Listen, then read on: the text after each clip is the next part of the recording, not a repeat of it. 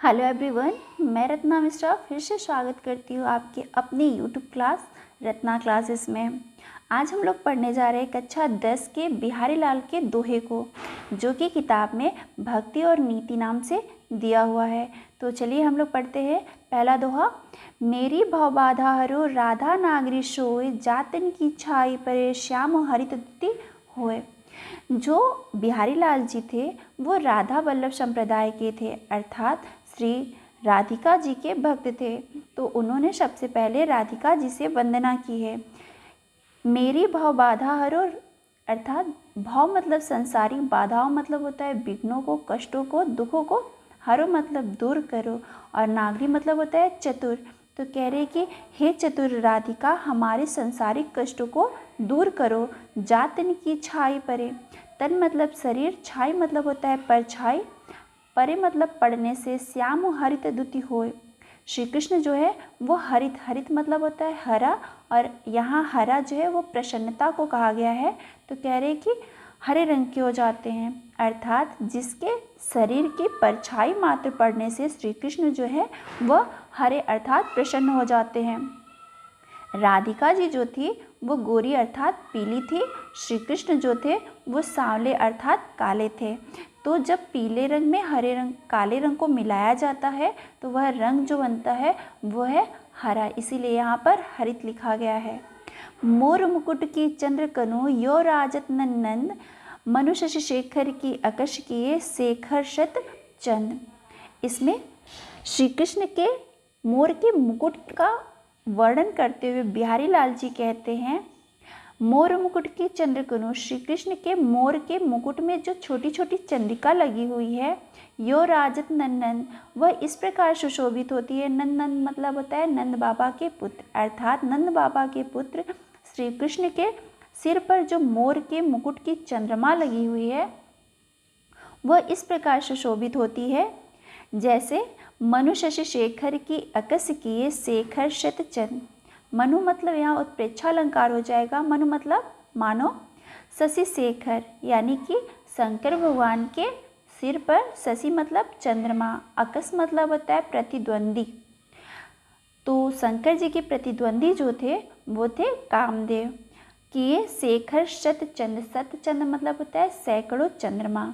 तो कह रहे हैं मानो भगवान शंकर के प्रतिद्वंदी कामदेव रूपी श्री कृष्ण ने अपने सिर पर सैकड़ों चंद्रमा को एक साथ धारण कर लिया हो। शोहत ओढ़े पीठ पटु, श्याम सलोने गात, मनो नील मणि शैल पर, आतप पर्यो प्रभात। श्री कृष्ण जी के सौंदर्य का वर्णन करते हुए बिहारी लाल जी कहते हैं, सोहत ओढ़े पीठ पटु, सुशोभित हो रहा है जो पीले रंग के वस्त्र को श्री कृष्ण ने पहना है। श्याम सलोने गात, उनके सांवले सुंदर, गात मतलब शरीर पर। तो कह रहे कि सांवले सुंदर श्री कृष्ण के शरीर पर पीले रंग का वस्त्र जो है वो उसी प्रकार सुशोभित हो रहा है। मनो नीलमणि शैल पर, आतप पर्यो प्रभात, यहाँ पर भी उत्प्रेक्षा अलंकार होगा।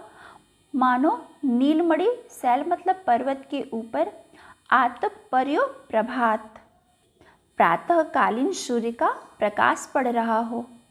अधर धरत हरि के परत, ओट डीठ पट ज्योति, हरित बाश की बांसुरी, इंद्रधनुष रंग होती।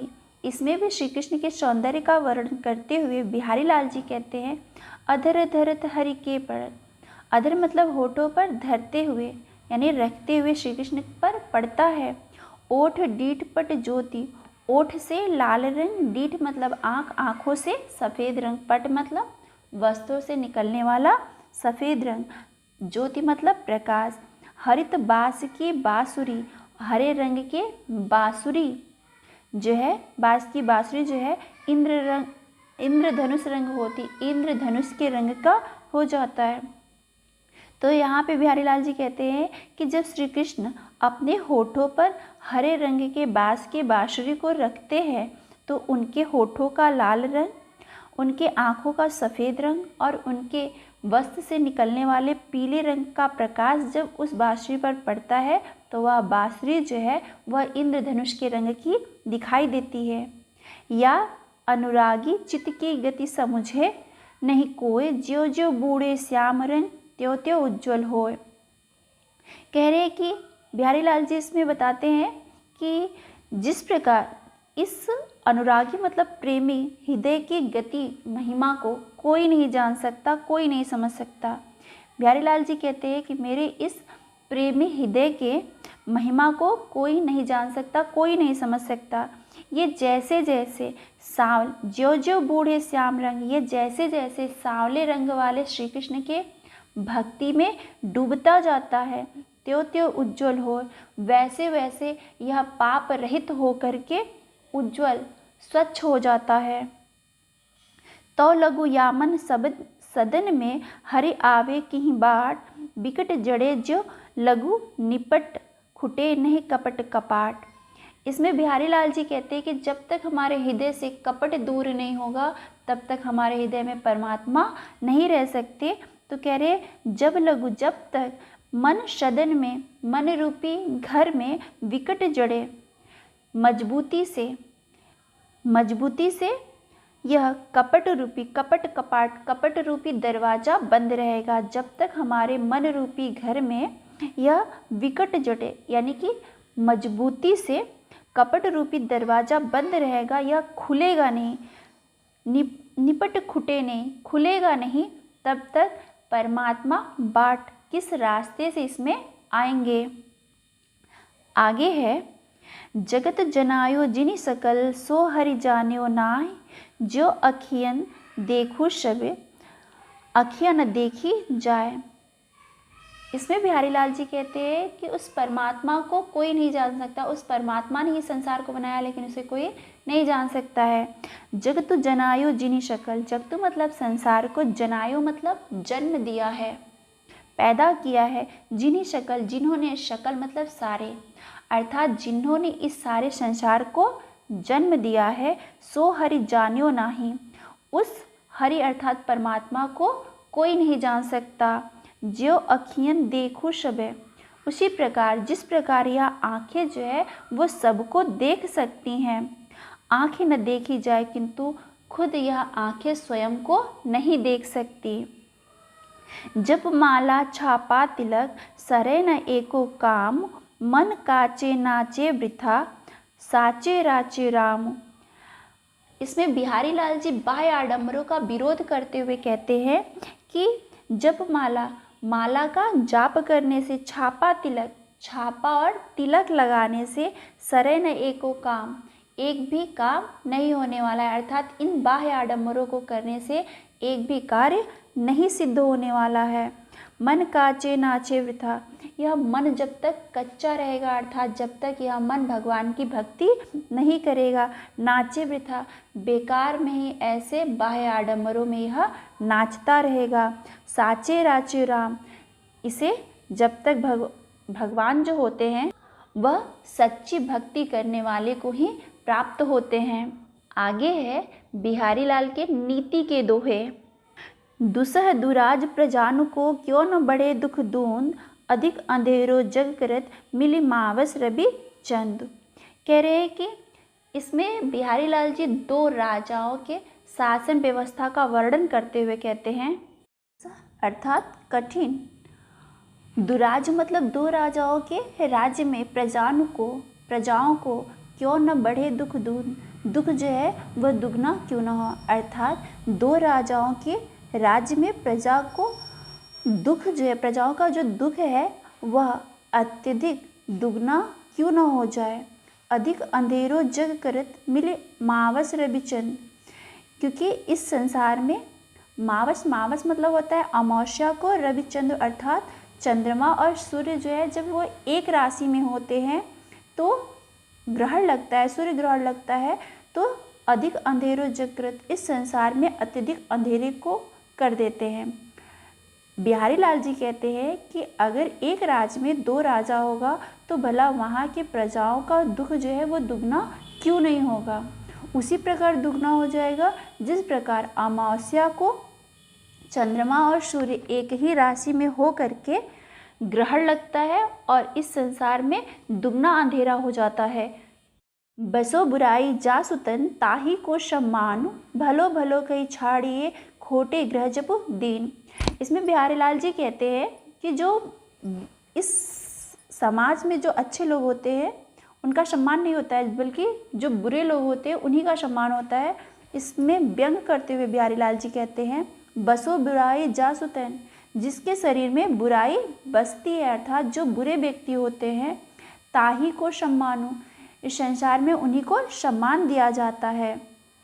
भलो भलो कहीं छाड़िए, भलो भलो अर्थात अच्छा अच्छा कह करके अच्छे लोगों को छोड़ दिया जाता है। खोटे ग्रह जपुदीन, किंतु जो खोटे यानी बुरे ग्रह होते हैं, अर्थात शनि और मंगल जो लोगों को परेशान करने वाले ग्रह होते हैं, उनकी शांति के लिए जप किया जाता है और दान दिया जाता है।